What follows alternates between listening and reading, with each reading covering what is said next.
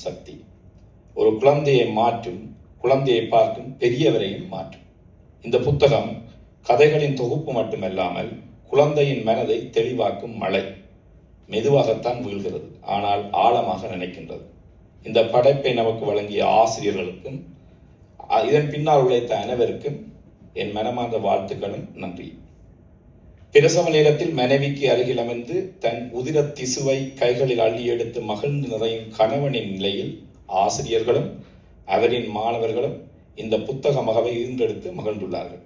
ஒரு புத்தகம் வெளியாவது என்பது ஒரு குழந்தை பிறக்கிறதுக்கு இணையானது. பிறக்கும் குழந்தைக்கு பெயர் சூட்டுவது போல ஒரு புத்தகத்துக்கும் முன்னுரை எழுதுவது, வெளியீட்டு விழா நடத்துவது அந்த புத்தகத்திற்கான முதல் ஆசீர்வாதம். நாம் வாழும் இன்றைய உலகில் அழகு என்று சொல்லப்படும் அனைத்தும் ஃபில்டர் போட்ட புகைப்படங்களில் இருக்கிறது. ஆனால் இந்த புத்தகம் குழந்தைகளுக்கு சொல்கிறது, உண்மையான அழகு என்பது இயற்கையிலும் மனித மனதிலும் தான் உள்ளது.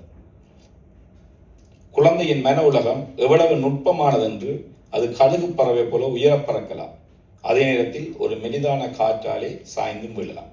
இந்த புத்தகம் அந்த குழந்தை மனதை முழுவதுமாய் உடையாமல் மென்மையாக உருவமைக்கிறது.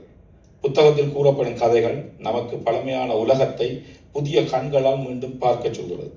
ஒரு பெரியவருக்கு இது கொஞ்சம் அவமானமாக கூட இருக்கும், ஏனெனில் சில நேரங்களில் குழந்தையே உலகத்தை நன்றாக புரிந்து கொள்கிறது என.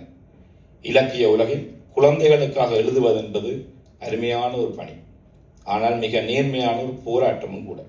ஏனெனில் ஒரு பெரியவரிடம் நீங்கள் என்ன எழுதினாலும் அவர் சமாளித்துக் கொள்வார். ஆனால் ஒரு குழந்தை உடனே அருமை அல்லது எனக்கு பிடிக்கவில்லை என்று சொல்லிவிடும். இந்த புத்தகத்தின் மிகப்பெரிய பலம் என்னவென்றால், அது குழந்தைகளுக்காக எழுதப்பட்டாலும் அதில் உள்ள உண்மைகள் அனைவருக்குமானவை. இயற்கை, அன்பு, மனிதநேயம், உணர்ச்சி இவையெல்லாம் ஒரே ஓவியத்தில் வரைந்து காட்டுவது போல இந்த புத்தகம் அமைந்துள்ளது. மேலும் இந்த அண்மை காலத்தில் குழந்தைகள் மொபைலில் ஆழ்ந்து கிடக்கும் நேரத்தில் இத்தகைய கதை தொகுப்பு ஒரு நல்ல திசை காட்டி. அது குழந்தைகளுக்கு ஒரு செய்தியை சொல்கிறது. உலகம் உன் கைகளில் உள்ள திரையில் மட்டுமல்ல, அதைவிட பெரிய அழகு உன்னை சுற்றி இருக்கிறது.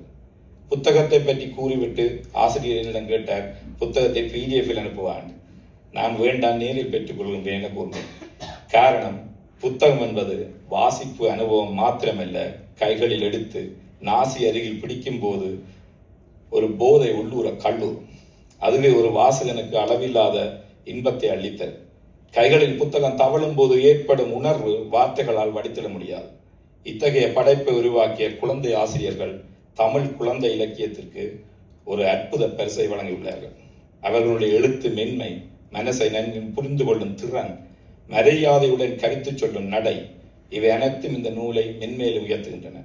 இந்த புத்தகம் இன்று இங்கு வெளியிடப்படுவது நிகழ்ச்சி அல்ல, ஒரு தலைமுறைக்கு நாம் செய்கிற முதலீடு.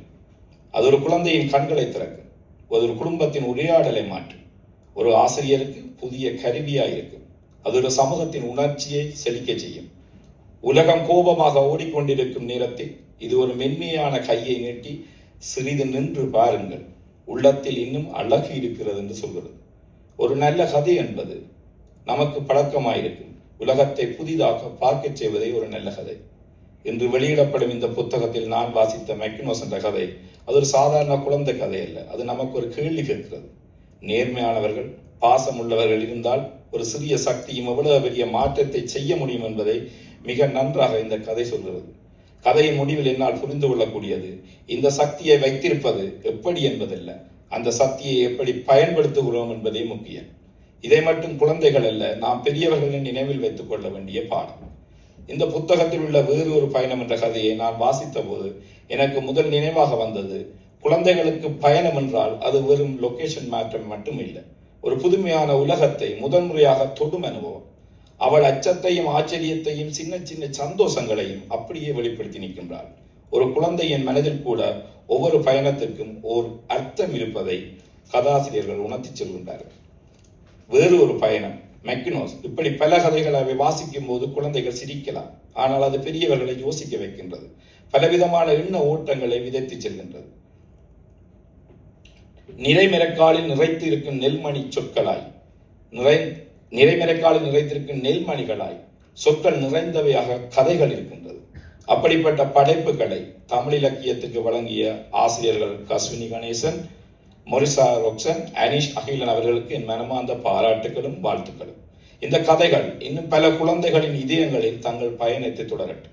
என் புத்தக சேகரிப்பில் இளங்கோவும் தாத்தாவும் புதிதாய் இணைந்த ஒரு உறவாக தொடரும். என் எண்ண கருத்துக்களை வண்ணத்தமிழ்படுத்தியுள்ளேன். தவறு இருந்தால் தமிழால் பொறுத்தருக. வாய்ப்புக்கு நன்றி.